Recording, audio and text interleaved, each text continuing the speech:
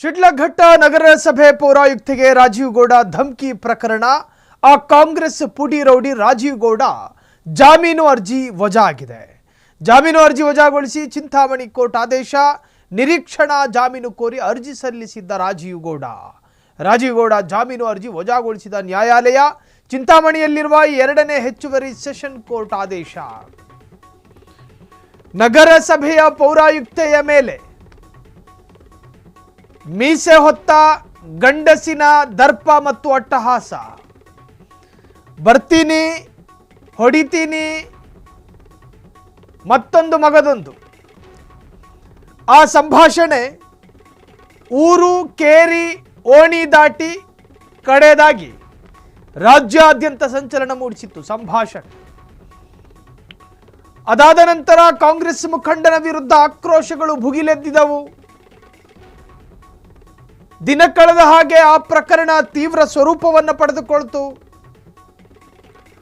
ಸ್ವಪಕ್ಷದ ರಾಜ್ಯ ಮಟ್ಟದ ನಾಯಕರಿಗೂ ಕೂಡ ಮುಜುಗರ ಆಯಿತು.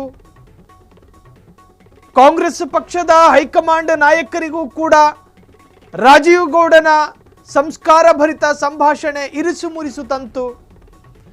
ಕೊನೆಗೆ ಆತನ ಸಾಮಾನ್ಯ ಸದಸ್ಯತ್ವ ಸ್ಥಾನವನ್ನು ಕೂಡ ವಜಾ ಮಾಡಲಾಯಿತು ಕಾಂಗ್ರೆಸ್ನಿಂದ.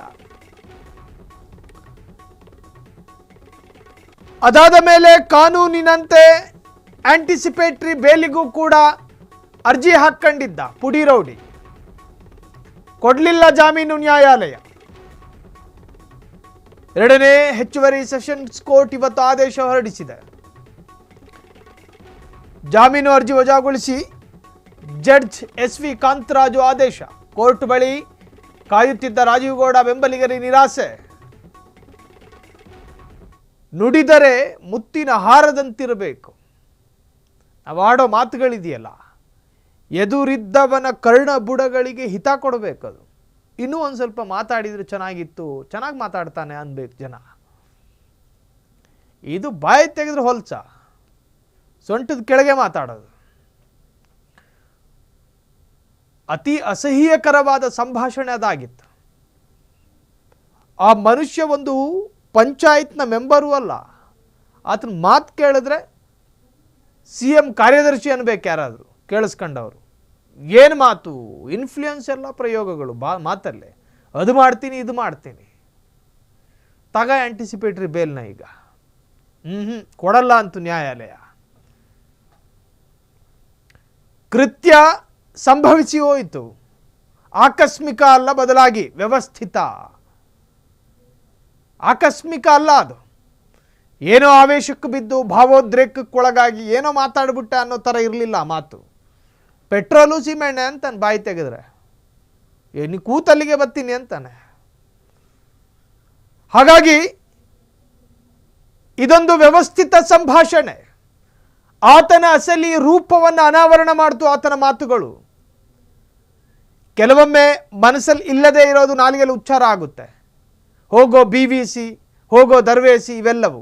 ಆದರೆ ಆಕೆಯನ್ನು ಗುರಿಯಾಗಿಸಿ ಅತ್ಯಂತ ಸ್ಪಷ್ಟ ಭಾಷೆಯಲ್ಲಿ ನಿಂದನೆ ಮಾಡಬೇಕು ಅಂದರೆ ನಾಲಿಗೆಯಲ್ಲಿ ಮಾತಾಡಿದ್ರೆ ಸಾಲಲ್ಲ, ನಾವಿನ್ ತೆಗಿಬೇಕು. ಆತ ಮನಸ್ಸಿನಲ್ಲಿ ಯೋಚನೆ ಮಾಡ್ದ, ಮೆದುಳಿಗಿಳಿಸ್ದ, ಅದಾದ್ಮೇಲೆ ನಾಲಿಗೆಯಲ್ಲಿ ಉಚ್ಚಾರ ಮಾಡ್ದ. ಬ್ಯಾನರ್ ಏನಾದರೂ ತೆರವು ಮಾಡಿದ್ರೆ ಬೆಂಕಿ ಇಡ್ತೀನಿ ಅಂದ. ಮಂದ ಬುದ್ಧಿ ಅಂತ ಹೇಳೋದಕ್ಕಾಗೋದಿಲ್ವಲ್ಲ ಆತನನ್ನ. ಭ್ರಮಾಧೀನಾಗಿದ್ನೇನೋ ಅಂತನೂ ಹೇಳೋದಕ್ಕಾಗಲ್ಲ. ಮೆಂಟಲಿ ಸ್ಟೇಬಲ್ ಇದ್ದ ರಾಜೀವ್ ಗೌಡ. ಹಾಗಾಗಿ ಆತನಿಗೆ ಸಿಗಲಿಲ್ಲ ಜಾಮೀನು. ಪೌರಾಯುಕ್ತೆಗೆ ಅತ್ಯಂತ ಅಶ್ಲೀಲವಾಗಿ ಮಾತನಾಡಿದ ಪ್ರಕರಣಕ್ಕೆ ಸಂಬಂಧಪಟ್ಟ ಹಾಗೆ ಆಂಟಿಸಿಪೇಟರಿ ಬೇಲಿಗೂ ಕೂಡ ಪ್ರಯತ್ನ ಪಟ್ಟಿದ್ದ. ಕಟ್ಟ ಕಡೆಯದಾಗಿ ರಾಜೀವ್ ಗೌಡ ಜಾಮೀನು ಸಿಗದೆ ಬೆಂಬಲಿಗರು ಕೂಡ ನಿರಾಸೆ ಆಗೋದು. ಅವೆಲ್ಲವೂ ರಾಜೀವ್ ಗೌಡರು ಬೆಂಬಲಿಗರು. ಬಂದಾರಿಗೆ ಸುಂಕ ಇಲ್ಲ ಅಂಥೇಳಿ ಕೆಳ ಕೂತಿದ್ರೇನೋ ಮಣ್ಣಾಗಿತ್ತು ಕೊಡುಕೊಂಡು ಹೋದರು. ಇದು ರಾಜೀವ್ ಗೌಡನ ಪ್ರಕರಣ. ಆ ಪ್ರಕರಣದಲ್ಲಿ ಜಾಮೀನು ಸಿಗಲಿಲ್ಲ ಅನ್ನೋದೇ ಈ ಪ್ರಕರಣದ ಬಿಗ್ಗೆಸ್ಟ್ ಅಪ್ಡೇಟ್ಸ್.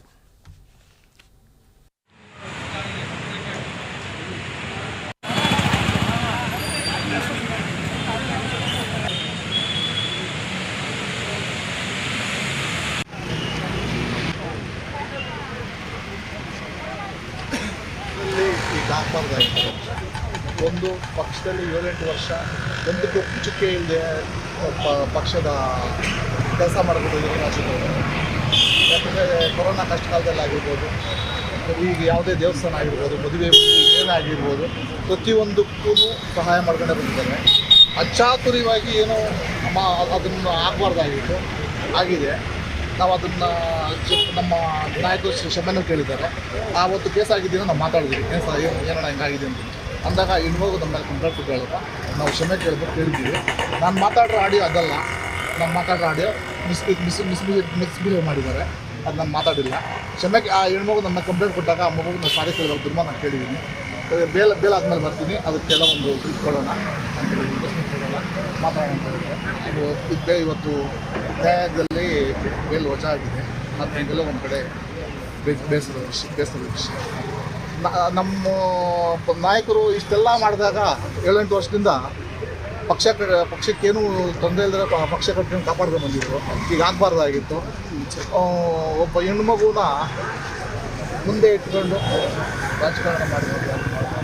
ಹೆಣ್ಮಗುಗೆ ಮಾತಾಡೋರು ನಾವು ತಪ್ಪೆ, ನಾವು ಯಾರು ಸರಿ ಅಂತ ಹೇಳಲ್ಲ. ನಾವು ಪಾರ್ಟಿ ಕಾರ್ಯಕರ್ತರಾಗಿರ್ಬೋದು, ಮಾತಾಡೋರು ತಪ್ಪೆ. ಅದನ್ನು ಇಟ್ಕೊಂಡು ಷಡ್ಯಂತರ ಮಾಡಿ ರಾಜಕಾರಣ ಮಾಡಿ. ಕ್ಷಣ ಕ್ಷಣದ ಸುದ್ದಿಗಳಿಗಾಗಿ ಫ್ರೀಡಂ ಟಿವಿ ಸಬ್ಸ್ಕ್ರೈಬ್ ಮಾಡಿ, ಲೈಕ್ ಮಾಡಿ ಹಾಗೂ ಫಾಲೋ ಮಾಡಿ. ಹೊಸ ಸುದ್ದಿಗಳ ನೋಟಿಫಿಕೇಶನ್ಗಾಗಿ ಬೆಲ್ ಐಕಾನ್ ಮೇಲೆ ಕ್ಲಿಕ್ ಮಾಡಿ.